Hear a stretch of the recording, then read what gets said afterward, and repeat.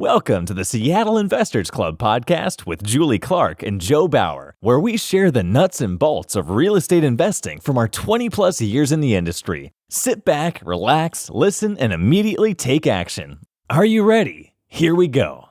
Welcome to the Nuts and Bolts of Real Estate podcast. My name is Joe Bauer, and I'm here with my co-host, Julie Clark. Julie, how you doing today? I am amped up on 20 ounces of coffee, Joe, ready to go. I've already broken up a giant sister fight this morning. So little tip for you homeschoolers, always make sure you have enough tape and string in the house because we got an all-out blowout this morning.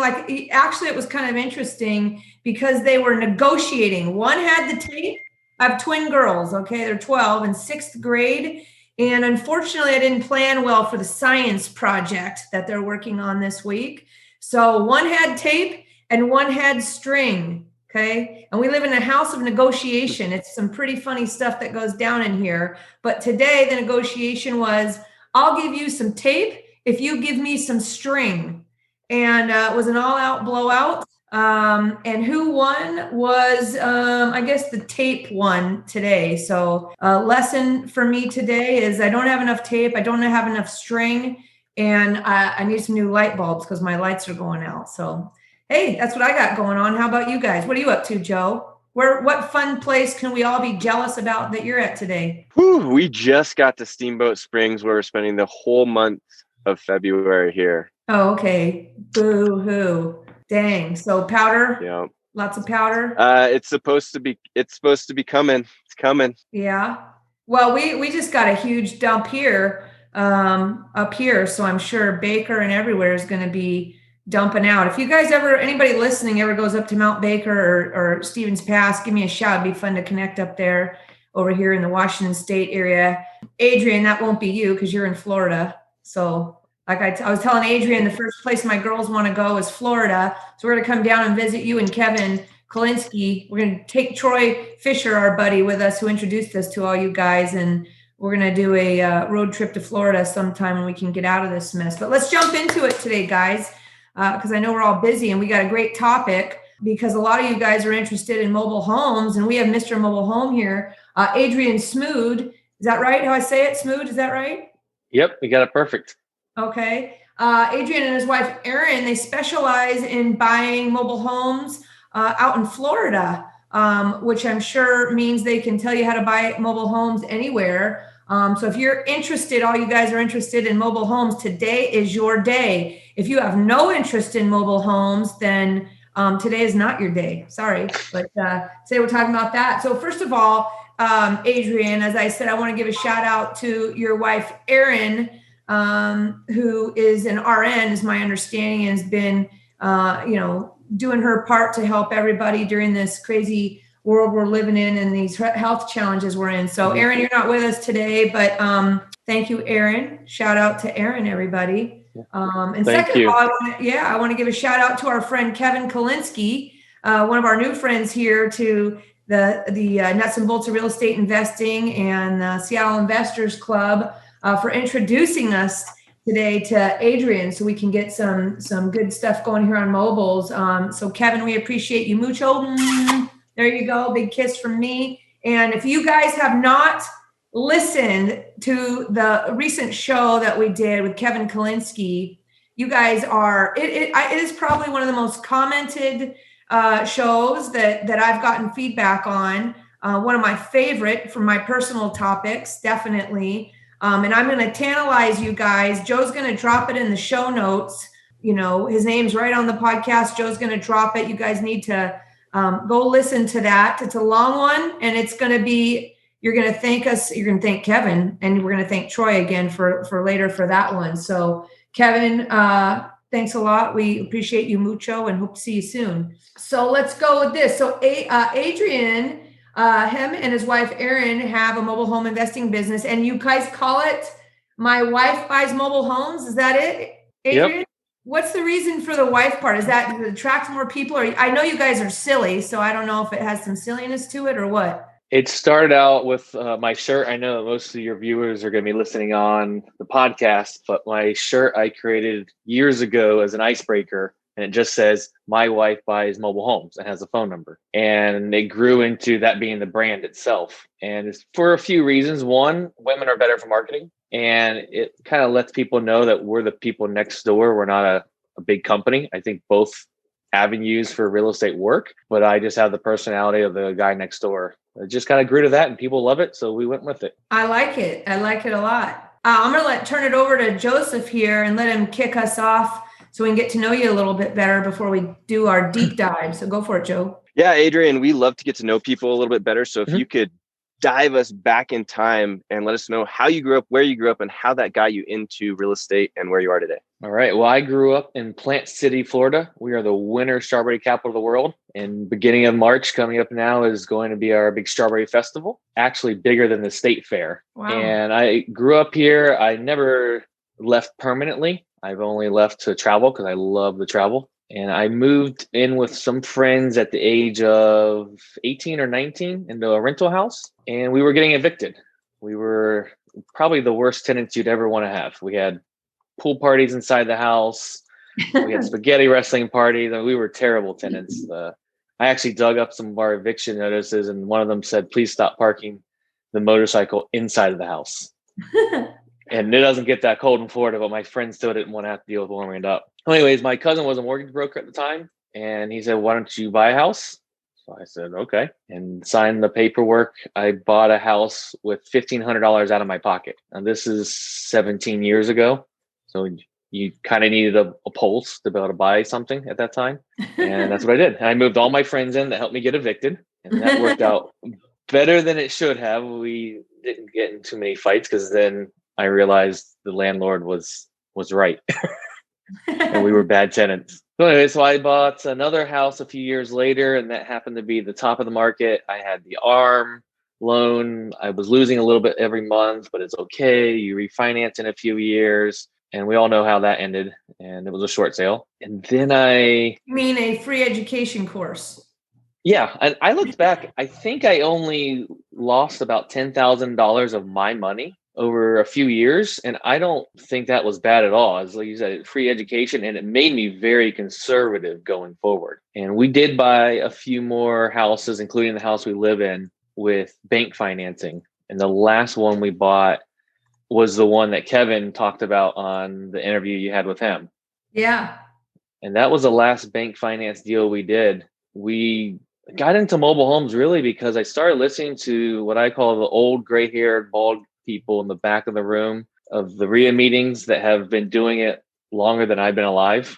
And they all mentioned mobile homes. Either they owned them or used to own them. And I'm like, well, these guys know more than me. And we were all about cash flow. And we realized that's really what mobile homes are about. And so now we are selling that original house I bought 17 years ago. Today I'm driving over there after here. The tenants just moved out, and we're going to get it cleaned up and put it on the market. Nice. Are you guys full-time working through all this? And, are you guys full-time investing at this point, or both, whatever? So I am full-time real estate.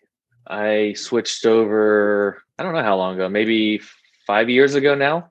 Very fortunate. As you said, my wife is an RN. She was full-time as an RN at that point, and we lived off of her income. We don't have kids yet. We're pretty frugal people. We spend our money when we like to travel. So we just lived off of her income and snowballed everything that I was doing. And then my big hairy goal a few years ago was to retire her before she turned 30. And I created enough passive income through the business, and she was able to retire. And I say it with quotes because people that retire that young get bored. So she didn't stay retired long at all, only maybe a few weeks. And she took on a PRN job so she could work basically when she wanted. She filled in for the nurses, and she loved it, but she's quit that job recently to basically go and do COVID relief full time. So she has been off and on since April. I think she left April 1st, and she's been off and on through New York, Louisiana, Texas a bunch of times. Wow. Going and helping with COVID. Wow. I'm sure that's a whole nother show we could do on that experience, boy. And we can't thank her enough. So thanks, Aaron, if you're listening. Hopefully you're going to listen at some point. We appreciate you very much. Good stuff. Well, Awesome. So I'm going to keep going here. So do you guys purchase, single, double, triple, wide, everything, or what do you guys focus on? Or probably a better way to ask it is, what do you buy or what do you not buy? So what do we not buy? We have not purchased a park yet. I don't know if I want to or not, because there's a lot more government involvement there. And I like to stay just below the eyes of everything and just deal with a single person, and you get a different quality tenant. Not saying that they're bad mobile home parks, and we just haven't purchased one yet. We've looked at them. Then there's the mobile homes that are in the park. So you're buying the home and then you're still paying the lot rent. All you own is a home. We have a few of those. The coin term for those are Lonnie deals, because Lonnie Scruggs, his book Deals on Wheels, which I think is phenomenal. Even if you never get into mobile homes, he just kind of changes your mindset on money and how it works. We've done a few of those. We still have a few of those. They're not our favorite because when a big hurricane comes through, which we have those often here, and it gets blown away, you're left with lot rent. You don't have anything. So that's one of the reasons. The other reason we don't love them is I lose some control. The park manager still has the ultimate say on a lot of things. And so they're just not our favorite. But our bread and butter is a mobile with the land. We don't care how small of a lot it is, bigger the better. And we don't care about the age. The market has kind of given us the old ones, the ones that the banks won't finance, the ones that look like the one behind me, if anyone's actually watching. The 1960s, 70s, we have a few in the 80s, and I think we only have 2 or 3 in the 90s. And that's the newest that we have. You don't scrape on the old ones and put something new in its place? No. So we've had one that's what we should have done. It needed a lot of work. But once I started doing the math of getting a used one down there, moving a lot of stuff, upgrading the septic to the new code, and getting it all there, we were going to spend a little bit more money. And we had a lot of unknown. Right. And I didn't love the idea of the unknown. Yes, we would have gotten more rents. We would have had a more valuable property. But the tenants that we have in there are super happy. They've made it their own. They wanted it for the lot more than the home. So we look to buy it most of the time to attract the tenant that we want. And we love the blue collar tenant, the person that wants to bring their pigs and maybe sheep and turkeys and rabbits and have them all outside. That's who we want. They have a work trailer to go and work on properties or different things like that. That's who we want. So we buy properties that will house that. That is interesting. You buy for the tenant that you want. That's interesting. I always wonder about mobile homes that are old like that. Like I'm not a mobile home investor, obviously, so these are going to be some basic Dumbo questions here. But is there a thing that it's hard to find parts, or is there anything about that on old mobile homes that make it difficult to service and maintain? Are some challenges? It's not like if stores that you go to buy old parts, or mobile home junkyards, or that'd be you. So you can start that. We've got a guy on the side. Well, we have a bunch of mobile home part stores around us. Okay. Because we have a lot of mobile homes. Right. But yeah, if one of the Lowe's that I go to has door handles for mobile homes and the other one doesn't, because before, I believe it's 2004, a lot of the walls are thinner and there's a lot of parts that are different. After 2004, they're the same materials that you have in a site-built home. Okay. So yeah, the doors are thinner and smaller, which means you have to have a different door lock. So there are different, like I said, Lowe's that I can't go to and buy parts for. But a lot of the times, if we're going to do work, let's say a shower faucet, the part is going to be so much work and everything to find. We just replace it with a new one. You can replace them. You're basically building on a frame. So you can replace and upgrade everything in it if you wanted to. If you're looking to just do a quick repair, sometimes it can be difficult on a really old one. So what's your MO on these properties? Are you, going back to where you say you're kind of buying for the tenant that you have in mind? Do you, how far do you take renovations on mobile homes, or is it more of a cleanup and rent? What does your standard deal look like if there is such a thing? Are you going in and just doing paint and flooring and, what does it look like? What is the ideal situation? The exact opposite. Okay. Our little niche has become, we make them safe, not pretty. And Right. that goes back to the person we are trying to attract. I want someone that can make a few repairs, that can fix the flapper in the toilet, and they're not going to call me. So if the walls are maybe a real ugly color, the person that wants everything done for them is going to say, I don't want this place. Are you going to paint? And we say no. The person that we want, from our experience, will say, is it okay if I paint? And now I know they can do a few things to the place. Now I'm not going to have them go and do electric, stuff like that, unless maybe they're a licensed electrician. And then we can talk about stuff like that. What we are trying to attract the handyman, like I said, the blue collar, and they don't care about the looks as much as the property, and they want to do some work to the place. But we very rarely paint. Now, we dealt with one last year that the dogs, I don't think, had ever been let out to go to the bathroom, so it smelled really bad. And we ended up painting the entire place with kills after doing a bunch of stuff. So in that case, yes, we painted the place. And we do get a tiny bit more rent for doing that, but we're looking for really long-term tenants over top rent has become our niche. So does that work the same way then if you don't have a big piece of property attached to it, or most of the time it comes with property when you're buying these things, Yeah, I mean, we have people in a 0.09 acre lot, and the only reason that one turned over is because the lady's husband passed away. It was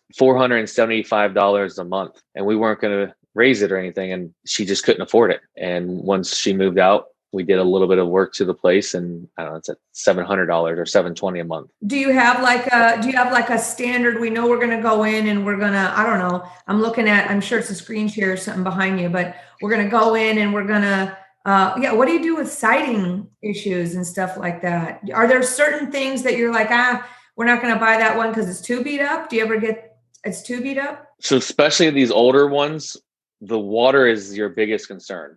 Water. If the roof leak has been there for a while, they just start like melting. The walls start collapsing. Termites love them. The floors are all particle board, so they just disintegrate. We don't give them to people with holes in the floor, with leaking roofs, windows busted. We obviously are going to make those repairs. Same thing with the electrical and plumbing, but that's about it. If I like something small for them to do. So let's say skirting. The skirting is what goes underneath. Yeah. The siding, I wouldn't normally let anyone do, because if they don't do it, it can still damage the home. But skirting isn't going to damage it too much, and we'll make an agreement. Hey, you have to have this done in the first 60 days of moving in. And I like them to do something like that, because then they are a little vested in the place, and we have found they take a little bit better care of it. That is such an interesting approach, right? Is that I've not actually heard anybody else ever say that the goal is to get the tenant to do the work. I mean, I know people are fine lots of times with tenants doing a little bit of work, but it's almost like a test threshold for you to pick your tenant. And that mindset, or that is an interesting insight into that. I mean, literally. So, do you ever buy things where you just almost just clean them and that's it? Oh yeah.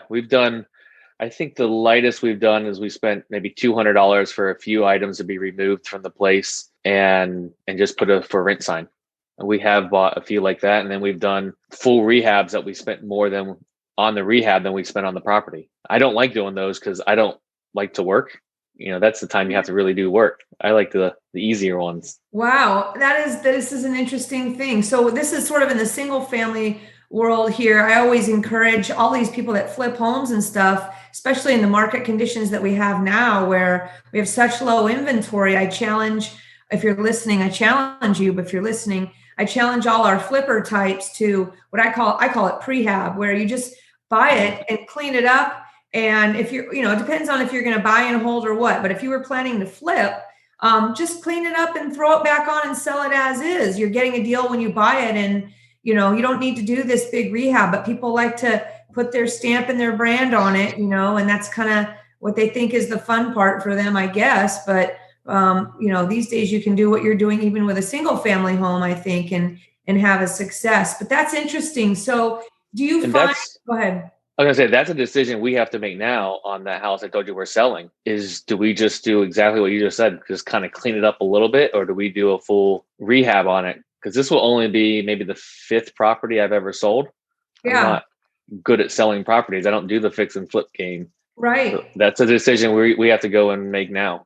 Which way to go? Yeah. I mean, on the single family stuff, I just say, if you can, if it's easy for you to make it refine, if there's water coming into the basement, maybe spend $6,000 and put an interior drain in so there's not water coming into the basement. But these days, people might buy for cash, or we don't know. We have roof.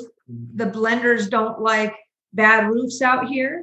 But I usually just, when the market's tight, I wait for somebody to tell me that I have to replace the roof, and know that it may or may not come up, because most of the time we don't have to deal with it, even if the roof is bad. So, Wow. yeah, tell us. I'm curious to hear how it goes for you and what you decide to do. I think in a market like this, less is more, and it's more risk to start spending a lot of money on something. Maybe just make the curvature nice, do some landscape cleanup and make it look clean, and that's about it. But I'm curious to see how it goes for you there.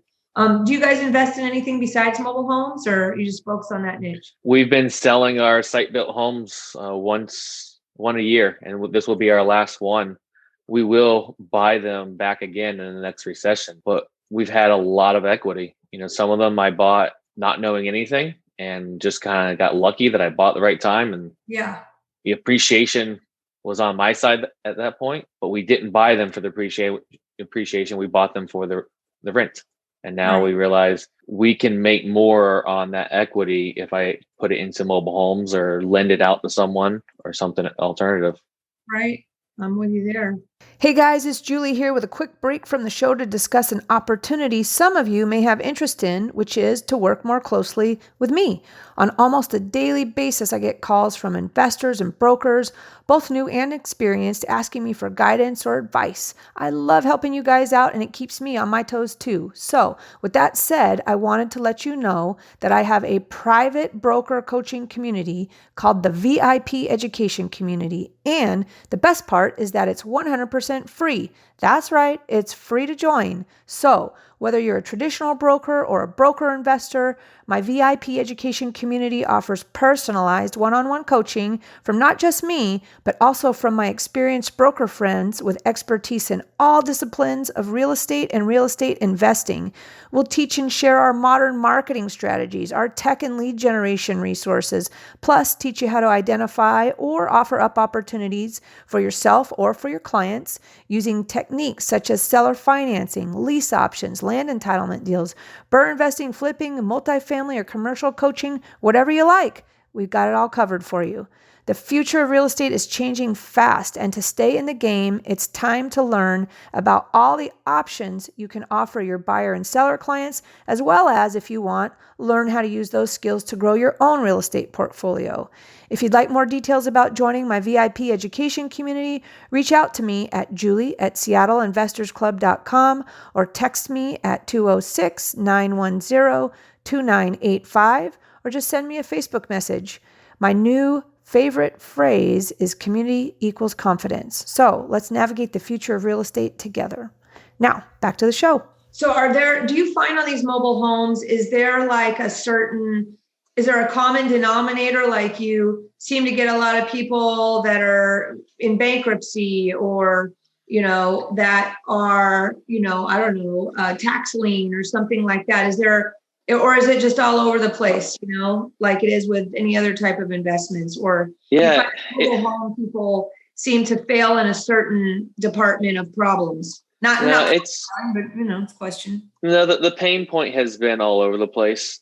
I will say our best lead source has been realtors and other investors, because other investors don't know about mobile homes. They think that they're ugly and terrible, and they talk them down. And I tell you, you're right. Just give me all your leads. And that's been one of our big lead funnels. And then realtors, because a realtor doesn't want to deal with a $20,000 mobile home most of the time because it's not worth their time when they want to deal with a $200,000 property sale. And they want to, there's good realtors out there that just truly want to help people. Those have been over half of our leads for the last few years. And then we do the signs on the side of the road.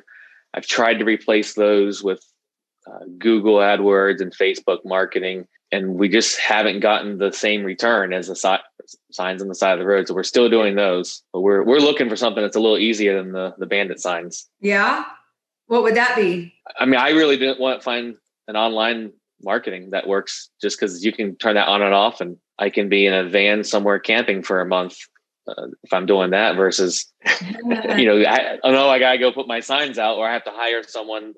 We had a few people that were decent at putting the signs out, but most of them, they last a week or two, and you got to find the next person. Right. Understood. Well, good stuff. Has the pandemic or job loss and all that stuff affected your business at all? For the most part, no. I believe that mobile homes are very recession-proof because they are the affordable housing. Now, we have people anywhere from, I think, $600 a month rent to $1,200. And so for our market, I would say the average is, in that same comparison, and an apartment would be maybe $800 to $1,700. So we keep ours below market rent on purpose because we want that really, really good tenant pool. So we're a little bit lower than a site build or an apartment, but the demand here is so high. We're in between the two big markets. So we're not in a congested city. So we have people moving to Florida from all over the country to get a little more rural. And yes, the jobs have dropped some, but we have a big warehousing is really big in one of the markets that we invest in. So they're really recession-proof because at some point, if a higher income family, one of them loses their job, the other one still has it, they can't afford a $2,000, $2,500 rent anymore. Everyone starts moving down. Right. We do have one tenant that is truly struggling because she was a bus driver for the theme parks, and that's dropped like crazy. How do you check, or how do you screen tenants? Do you screen them, or how does that work? Oh, yes. We have a pretty intense process to talk to us. The short on how we screen is we put our marketing out there, signs on the side of the road, Facebook, Craigslist, all those different things. And everything directs people to the property. We don't talk to anyone. Everything's automated at that point. Then they get to the property and they have to actually walk around, and in one of the windows has a phone number. It has all the information again, but it has a phone number, and that phone number is the only phone number we'll ever answer. We don't even check the others. So now we know they've at least seen the property. Wow. They have all of the information, and then we'll answer any of their questions, which most of the time, if they have a question, it's already in the ads. And if they want to see the property, we have them send us a copy of their ID. We give them the lockbox over the phone, and we give them, we use Simply Safe, the security system. We give them the Simply Safe code, and they do a self-showing. They walk around, they tell us then when they lock it all up, and we can monitor if they've come back before we get to change the code because we have Simply Safe, and we can see when people are in there. I like that. I love that. So that isn't, man, you guys, you get some good tips here today. This works for single family too, really, right? So you push all your ads that forces them, like, what does an ad say? Like, you have to go to the property? What does it read? So if it's a voicemail, it'll tell them the basics of the property. Here's the address. Please drive by. And we will not be checking the email. Sorry, we will not be checking the text or voicemails. And then in the yard, it says, please see window. It has, again, the information. So everything, like I said, Facebook as well, it just gives the address, and we have an auto reply to any messages that we get, drive by the property. So a lot of what this is doing for us is it's making sure we comply with fair housing because everyone's getting the exact same information and we can't be discriminating, but also it's seeing if people can follow directions, if they can read the ad, and that in hopes is going to tell us if they can follow directions in a lease and we can get along well. Good stuff, man. I just got the goosies over here on these. This is like this is beyond mobile home tips here. This can be used. I like the efficiency of it all. So what about for income screening or whatever? What does that look like? So we do 3 times rent. We'll go down to 2.5 times rent.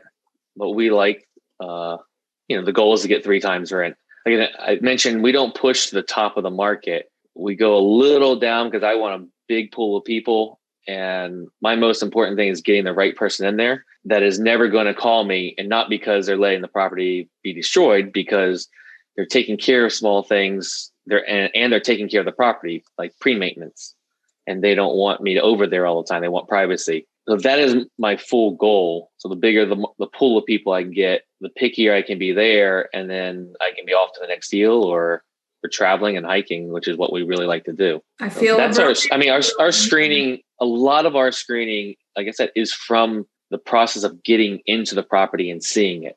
I don't think we have denied a person in a long time because of their background or their money or anything like that. We approve probably 99% of our applicants because it's very hard to even put an application in. We don't just have a website, go put an application and pay us $50.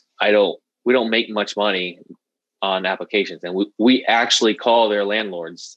And I know most people don't do that because we don't get calls. Right. And so we call landlords, we call income verification. We have a lot of self-employed people, so sometimes there is no one to call.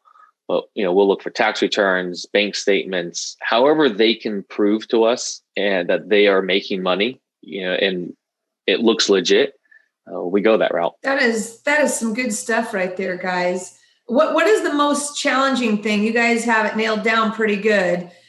Still investing can be challenging for you guys that are experts at mobile home investing and have this kind of no nonsense plan, I'll call it. What is the most challenging part of your business for you? Right now it's finding them, because a lot of people have moved to the mobile homes because everything else has become so inflated, and people are buying them at what I believe to be higher prices than you should be responsibly in Florida. Because I mentioned earlier about the hurricanes. On these older ones, we would never look at anything below a 20% ROI. And I see lots of people buying them for less than that. If that's their goal, that's your goal. But if a hurricane comes and wipes one out, and let's say we paid $30,000 for the place, the cheapest in theory I can get away with getting that rent ready again is going to be $25,000 to $30,000. And that's for a used single wide, maybe in the 80s or 90s,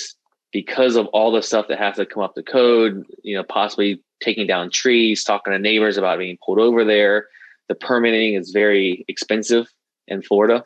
I've heard it's much cheaper in a lot of other states to move them. And I don't want to deal with all that. That takes time. And so but we have to be prepared for that, because again, we have hurricanes. It's part of the plan. At some point, I hope it never takes one out, but it could. We prepare for that.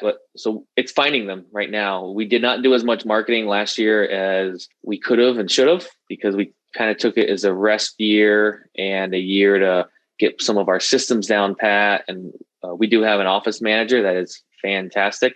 She's why we're able to travel a little bit more. She's a stay-at-home mom, and she helps out, and it works well for her life as well.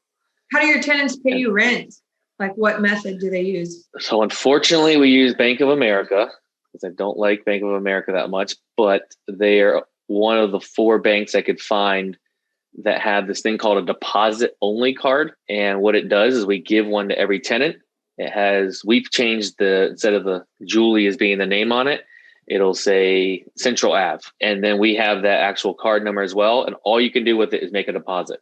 And you can do it any Bank of America smart ATM. And the reason we had to use Bank of America is they were within 15 minutes of all of our properties. The tenant's still not going to drive 45 minutes to go make the deposit. And they can make that deposit 365 days a year, 7 days a week, 24 hours a day. Is that because they're using cash or something like that? Or, because doesn't Bank of America have the Zelle app that is like Venmo kind of? Yeah, they can use cash, they can use checks, they can use money orders, anything that you can put in a bank. When my wife came on helping with a lot of this part of it, I was probably using 5 different methods of collecting rent: e-rent payments, Cozy, a few other online systems, some cash stuff. I found that you need to get a shirt that says "My wife handles the cash." She handles all of that part of it for sure. And she's like, you have a mess here. And she helped us get down. We decided on this this method because we found a decent amount of our tenants that are lower income, they didn't have checking accounts. So for any of the online stuff, they were literally putting money into an account once a month to then transfer all over to us. And then they were paying a $12 fee or however much the bank charges for having no money in it. And we just didn't feel like that was right to our tenants and setting them up for success. Now we have to pay, I think, $12 a month because we have so much cash deposited in 1 month, which is silly in my part, or my views, that the bank will charge you for putting cash in there, but that's a different topic. So we use that because there's zero excuses. You can't come up with an excuse for not being able to pay it. Right. The ATMs are very rarely down, and it works great. They get the card. They can be on vacation. They can be in Seattle visiting family, and they can still make their deposit. Like it. Good tip. Good stuff. We have a lot of investors that listen to our show and are part of all our groups that invest out of state. Even Florida. So this is all good information because we're not just all hanging out here in the Seattle area. So let's get on. So let me just ask you, so what does a typical deal look like for you? Like, give us the numbers on that. Like, you buy it for 20, you put in $1,000 and you rent it first. What does that look like for you? I'll say our typical deal 2 years ago, because it's definitely changed. We haven't bought a bunch in the last year and a half, 2 years.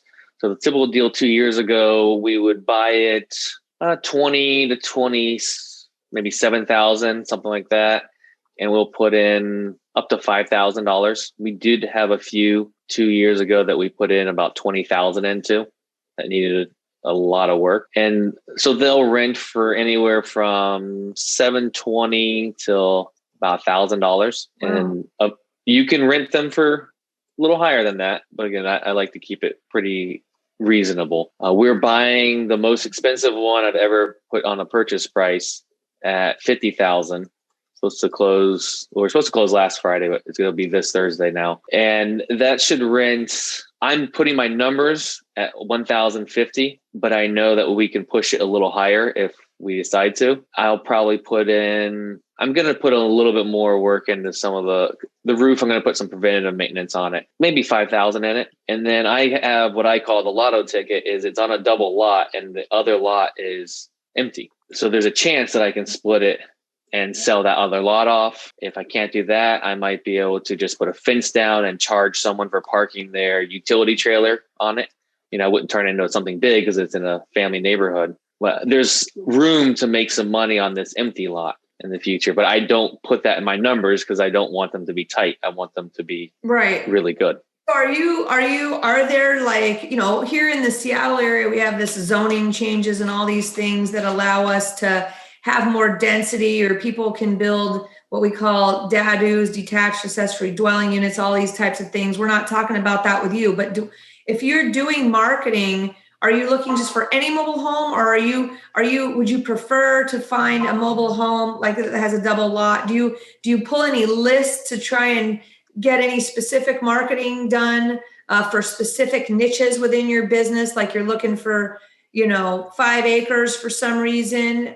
And then, is the septic thing get in the way of some of your deals sometimes, like because the septic's bad? Or do you buy something if you have to put in a new septic or a drain field or anything like that? We have done different lists, and I have never had great luck with mailing. I know in the past I'd made a lot of mistakes, and I learned what they were. I did another mailing and we corrected those mistakes, and we still didn't do great.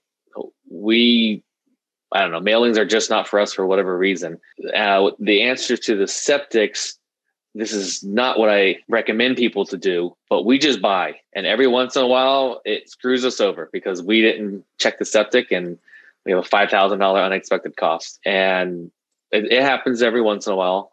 I look at it, if I'm buying at a 30% ROI or higher, I can have a little screw up and my return is still good enough. Yeah. And that's more my goal. You don't have do you inspect these properties when you buy them? Or what do you do? When you get a lead, what's your process? I walk it and I inspect it, and that's really it.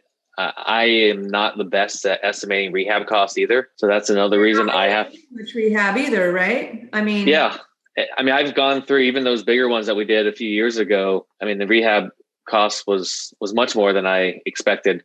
And I just learned I have to get a really good deal up front to cover up my screw up on the numbers. That's how I deal with my rehab. It's interesting because, we're in such an expensive market out here that we literally can almost like not make deals happen unless we force the value add situation by being able to collect more rent by adding value, right? Mm-hmm.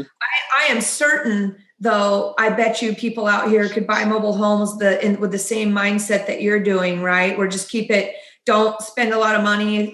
I'm curious on what that looks like out here or in Eastern Washington or some of these places, or on the mobile home situation with the no cleanup. I do like regardless of what anybody owns, I do love your idea of sending people the property with a note in the window. That's hilarious. That's so smart. Before I forget, another little piece of why we love, especially the older ones, they can't be bank financed. And I've never met a hard money lender that will put money towards them either. So that leaves an investor that has private money or his own cash, or it leaves a retail person that has $20,000, $30,000 of cash. And our society has taught people, if you have that much money, you go put it down on a $200,000 house. So in order for people to get what they're asking for, they have to let me make payments on it. But we have gotten a good amount of, I don't like the term owner financing, but owner financing. And I don't like that term because I was going to ask you how do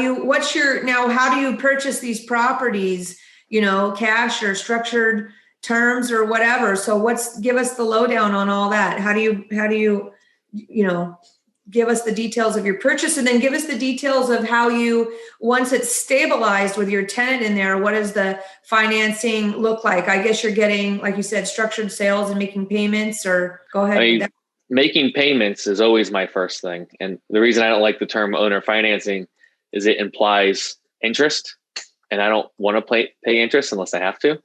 So we've done a few 0% deals, and we've also, I think we've paid up to 4.25% on some owner finance deals. And if we can't do that, then obviously it's a cash purchase, which then we use our money sometimes, and then we use private money. We have the difference in the private money. The reason it's maybe a little bit harder is they have to understand mobile homes. So your private money lenders may only understand, something nice and pretty and shiny, your apartment complexes, single family, but you say mobile homes and they get scared. So that is make it a little more difficult, but we structure ours. We have some interest only payment ones. And then we also have, they're performance-based notes. And basically the person that is bringing the money has a buy-in amount and really doesn't have anything to do with what we're purchasing it for. It might be a buy-in amount of $25,000, and we might be all in at $20,000, or we might be all in at $30,000. That doesn't really have a lot to do with it. They are looking at the value, but they are going to get half of the net income. So we take out property management, we take out maintenance, repairs, we usually save $2,000 for ours, and then vacancy, obviously. So we structure all those numbers, they look at it, and then they get half. Now we're giving away double digits sometimes, especially after the years and the rent increases can happen. But we're willing to do that because to me, the scariest part of debt is when you have no money coming in and you have money going out. That's when you fail with debt. In this structure, we don't have money going out unless we have money coming in. Right. And we like it because we had 4 vacancies about a year ago, and we had to pay $200 a month, and all 4 had debt on them, but we only had $200 a month of payments, and that helped us not be worried at that time. Right. Obviously, we try to fill it as fast as we can because we want that money coming in. That's what we eat off of. So, does a typical homeowner, a seller that wants out, right? Do you find that are you having to give them anything down? I mean, like we said, they're all over the place. It depends on the situation. Do you ever like take control in other ways with a lease with an option or options, or what do you just go straight for some sort of structured terms payment, or do you use any other methods? Do you take them subject to? Do you ever find that they have debt and you take them subject to, or? Yep. All of the above. Kevin, I've learned a lot from him, and I hang out with all the people he hangs out with. Yep. And those guys don't like the word cash either, but we like to solve the problem. And whatever that problem is, we did our master lease about a year ago now. And as soon as I got some of the quick details of the property, my first thought was, this is a master lease. The short on it is they had it. How does that? So they had the property sold on MLS, and it shocked me for how much. And it failed at closing, or just before closing, because the title work was so messed up. It probably would have cost more than the home was worth. I mean, they had multiple probates that we're going to have to go through. I probably even quiet title. They were going to have to start notifying people that didn't even realize that they possibly could have interest in this property. Because a lot of people in mobile home world, they go in the private, they just go and sell it, and they go to Staples and buy a quick claim deed or something like that. They don't use title a lot of times. And so the titles can be really messed up. So once she explained a lot of that to me, I met up with her and I told her, look, we can rent it from you and then give you half of the rent every month that we collect. So they're renting it to us. We have a lease agreement with them that we have the rights to rent it out again. And it's a performance-based one, not a set amount that we have to pay them every month. And we then sublet it out. David Tilney, that's the guy that I learned it from. He is phenomenal at that stuff.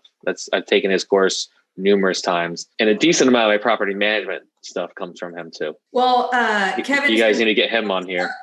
I think David let's give David a shout out. Does he have some sort of course or something coming up? When is that? It is the month of February now. I don't remember the date. He got online because of COVID, and his son-in-law is helping run the Zoom and everything. And I was on his first one that he did online. It was great, just as good as in person. Yeah. It's my fault. Sorry, Kevin. I got super busy. Been trying to hook us up with David to promote his event coming up, because we're hearing such good things and how he is the man. So maybe Joe, you can find something, or we can ask Kevin and drop it in the show notes here. To help promote his event would be awesome. David Tilney's event. And I'll see what Kevin sent me about that, but good stuff. So now do you find, do you find that people, or is it just all over the board? Like, what do they really want when they're selling these places, when they're leaving? Is there any type of, do you have an MO? Like, how do you approach it when you start? You meet somebody, you listen to their story, their unique situation, and then you, I'm sure, build your conversation that you're starting around that. And do you always offer some lowball cash number and say, but I can pay you more with terms? Or do you always start with terms? How do you approach the conversation? So mine is always, assuming their price is semi-reasonable. If it's double of what retail is, it's a different story. But if it's semi-reasonable, I always tell them I can pay that if it's on payments. And so that's where I start with it. And that's assuming, so I've already asked at that point about a mortgage or any liens or debt on it. And because if it has a mortgage on it, then we talk about a subject to deal. And we've done some of those. And we've done, like I said, the master lease where we're just subletting it out. We like to get control of the property. So we would rather have it in our name, just in case anything happened. And a lot of what we're trying to buy around what we feel is the land value, so that our worst case is we own this land. I just look to solve the problem. I mean, really, if it's not me, that's fine. If I think it is better as a fix and flip, we do wholesale it then. But we will do a little bit of wholesaling. Or if I just think this needs to be a retail sale, we'll talk to them about that. Most of the time, they don't want to go that direction if they contacted us, because the same reasons, as you guys deal with, is they don't want people walking through the home, or they need to sell this week because of a job transfer, whatever that reasoning is. But we do always ask, well, why don't you just sell it with a realtor? And we just try to solve the problem. And if we're the solution, that's great. If we're not the solution, that's great. What do you think is the biggest challenge about approaching that conversation of terms? Or maybe there isn't one. Maybe that's just people's in their head, that people aren't going to listen to that, or is it the way that you use the words to make it, more relatable to them? Or do you find that they just, because they're not getting, if you're doing it on terms, do you ever, I don't know, why would people say no? I do think it's a little easier for us to approach them because a decent amount of people in the mobile home world either bought on payments from a private person. So they already kind of know the concepts, and a decent amount of them know that you can't go get the bank financing. So if they want their price, they have to take payment. So they have themselves a little prime, a lot of the sellers. What's the typical structure of your payment? Like, do you have like a go-to, almost like, or, if you're, your goal is to maybe just do, pay no interest. Would that be one of your goals? Do you have some goals when you're getting started? Like, if I can get it to look like this is what I'm going to work towards, but I'm going to listen to see if that's possible. But if anything's possible on this deal, what would be your perfect structure? So I play with the financial calculator before I go see them. So I have numbers in my head of like the most I can afford to pay monthly. So I will play with that. So then when we start talking, I know my monthly payment. But it really depends on where our goals are at the time. We did buy a negative cash flowing property 2 years ago. So we did a 1031 exchange, and we exchanged out of a $200,000 house into 7 mobile homes. So we went the opposite direction most people go, and we had to have debt. So one of the properties, I negotiated $15,000 of owner financing. We put 15 down and 15,000 at 1,000. Your exchange thing. Yep. Yep. So we had negative cash flow for, I don't remember how many months it was, but it was at 0%. So I had to explain to some people that it was worth it to us because we needed debt. So between the amount we would have been paying in taxes and then the fact that it was at 0%, we were able to make that deal. Now, even though that was a really short one, we ended up paying her off at about a 20% discount. I offered her, we can pay you off early for a little discount, and she accepted it. So we got that note discounted by about 20%. Now, I'd never gone back and played with all the numbers to see what we really got it at, but we purchased the place in hindsight at what a cash price would have been, because I didn't realize the ARV was much higher than I expected it to be. And we don't usually look at that so much, but we have to, in the idea that a private money, they still want to know what could it be sold for. And the rent was also a little bit higher than I expected it to be. So in hindsight, we could have paid what we got on terms and cash. And I keep kind of mentioning back that a lot of things have been a surprise to the upside. And it goes back to that short sale that made me very conservative. Yeah. So I keep running my numbers pretty conservative because I'd rather be wrong and make more money than be wrong and make less money. When you get your terms on your structured deals, are there certain clauses, like the substitution of collateral type stuff, or do you throw, I know who you hang out with, so there's all that kind of stuff. Do you use any of those terms, or, do you throw in any extra, like, to let's say, give you some extra advantages? Sometimes I do. Sometimes I forget. I could be naive on this, but I don't believe it's super important to have it in the mortgage, because you have to have a conversation with them regardless. Even if you have it in there, you still got to talk to them, say, hey, we want to walk it over to this property. And the understanding is if we don't have it in there, it can still be written up and taken care of on the aftermath. I agree. It is easier to have it beforehand. So sometimes I forget to put it in there. Like the one that was negative cash flow, I knew that one was getting paid off quick. I had a feeling we could even get a discount on it. That's something I need to improve on. And so what we're talking about, everybody in podcast land, is stuff that we talk about with our friend Kevin, how we met Adrian.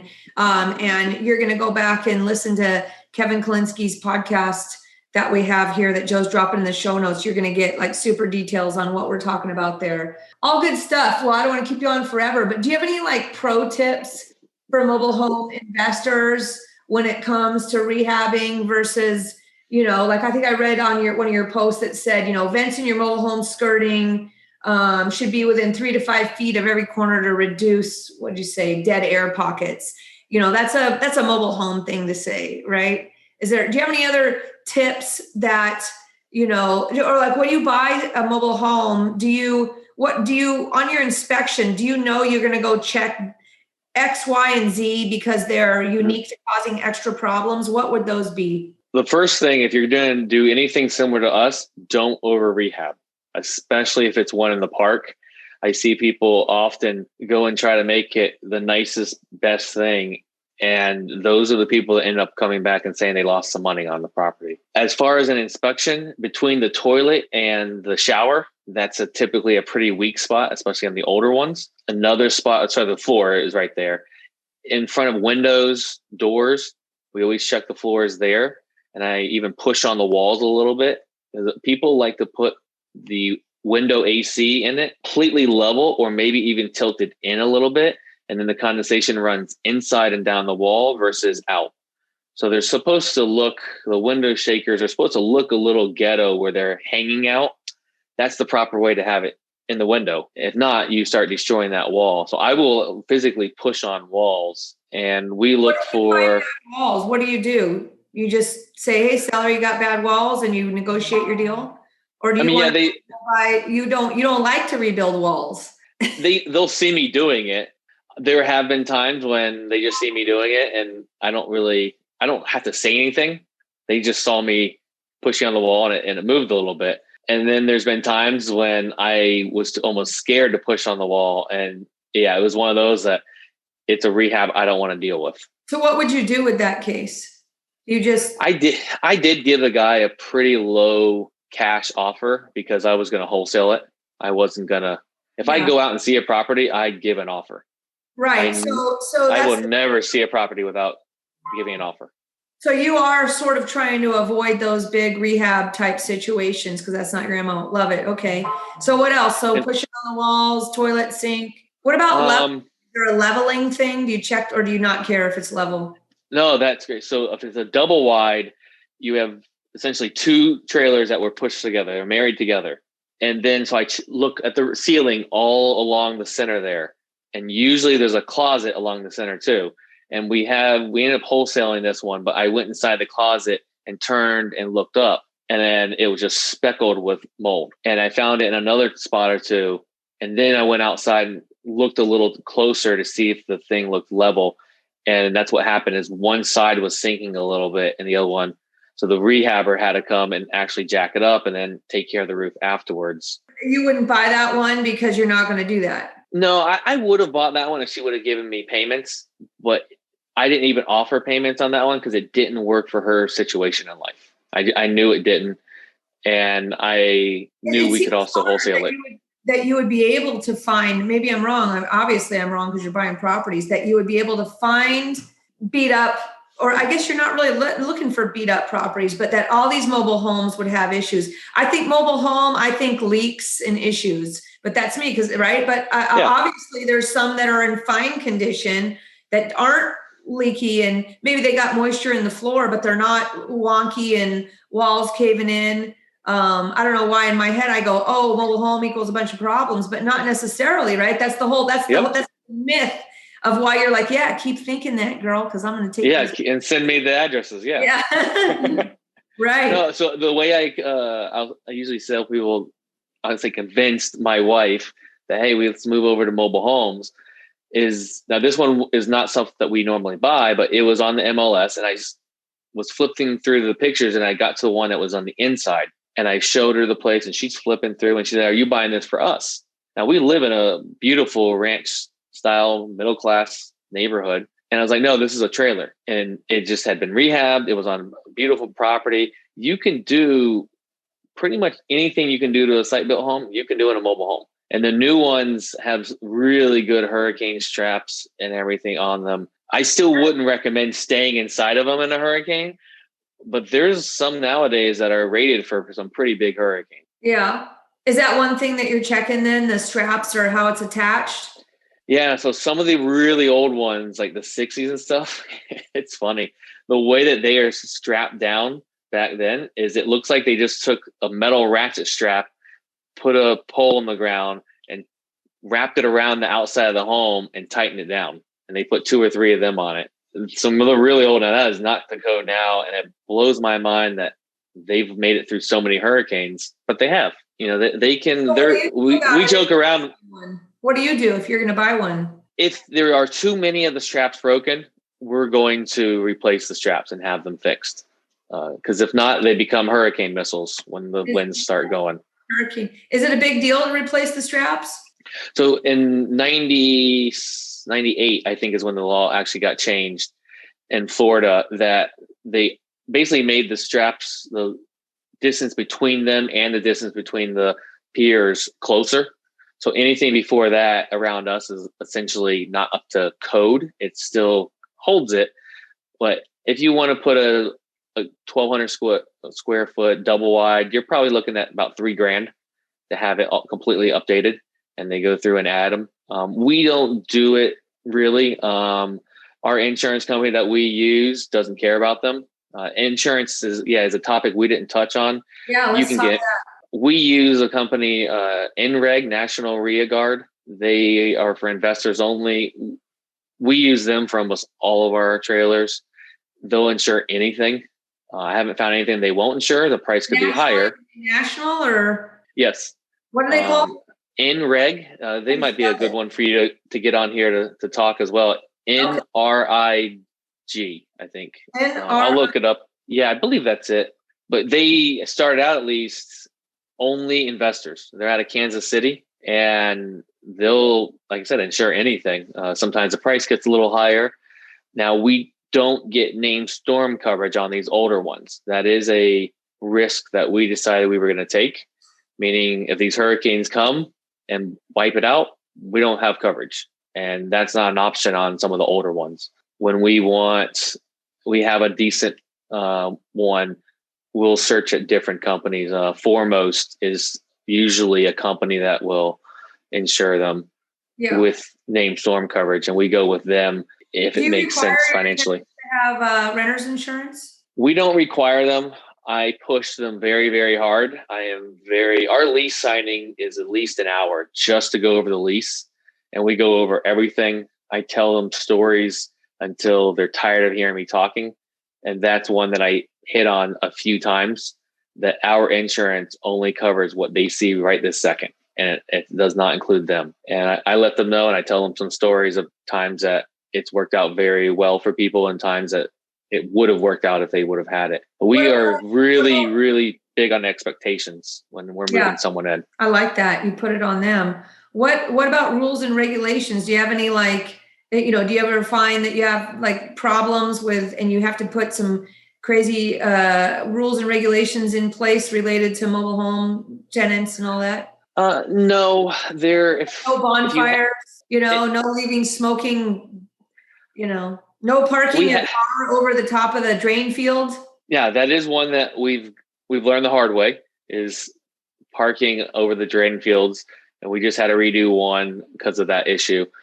So we will usually mark that off if it's not in the backyard or somewhere where they can't drive over it. Knock on wood, hopefully this doesn't jinx me, but we haven't had any, I would say, government problems. But that is a issue with parks sometimes around us. I have some friends that own them, that they can only replace the mobile with a like kind, meaning we don't really know what the real meaning is because he hasn't had to go and do it.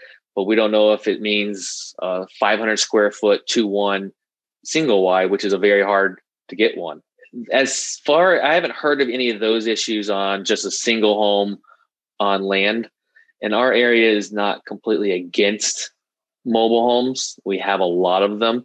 I'm only an hour, if that, from Kevin, out that direction in Tampa and St. Pete. They are starting to push away from mobile homes, because they can make more money on taxes on a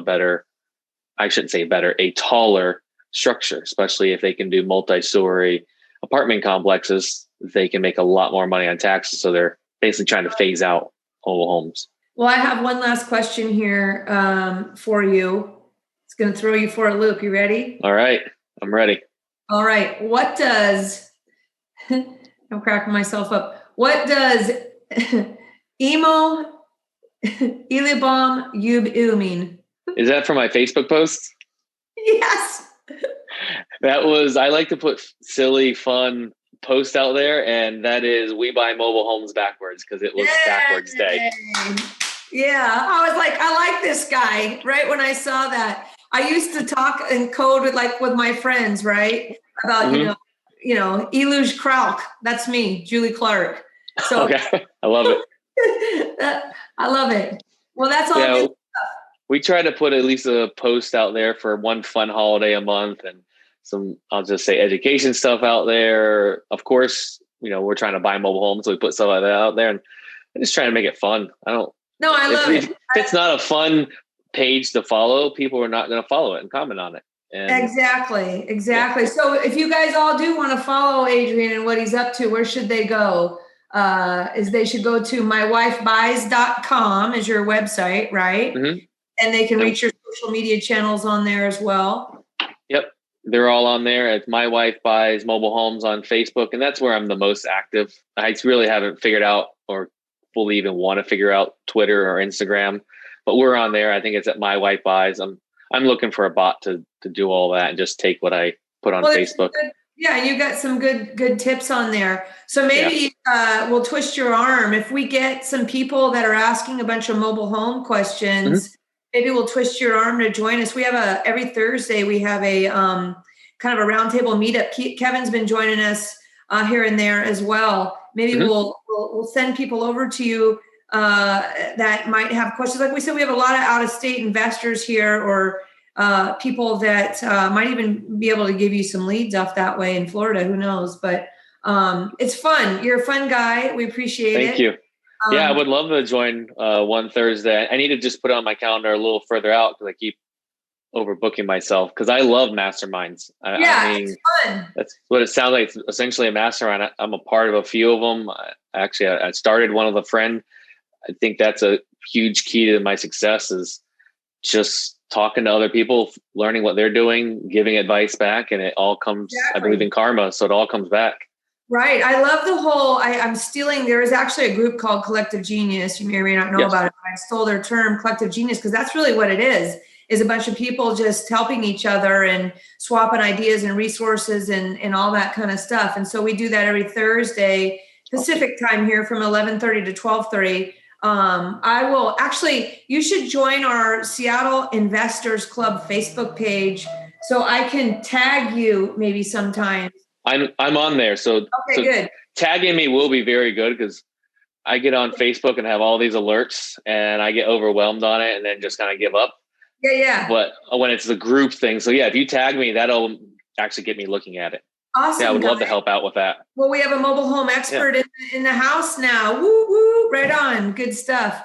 Awesome, Adrian. Well, we're gonna cut you loose today, and we appreciate your time. And I'm sure we'll be hanging out with you again sometime soon. And where can everybody find the details of today's podcast, Joe? And we'll get wrapped up. Yeah, you can get all the show notes and all the links that we've mentioned today at seattleinvestorsclub.com/139. That's seattleinvestorsclub.com/139. And make sure you guys check us out on YouTube, seattleinvestorsclub.com/YouTube. We'll get you there. Awesome stuff. All right, guys. Well, over and out for today. And Adrian, we'll see you soon on some Thursday, if not before then. All right. Awesome. Thank you for having me. All right. Peace out. Talk to you guys next time. Thanks for listening to the Seattle Investors Club podcast. If you have questions that you'd like to have answered on the show, shoot us an email at info@seattleinvestorsclub.com. Now go out, take that action, and build that real estate business. Thanks for listening.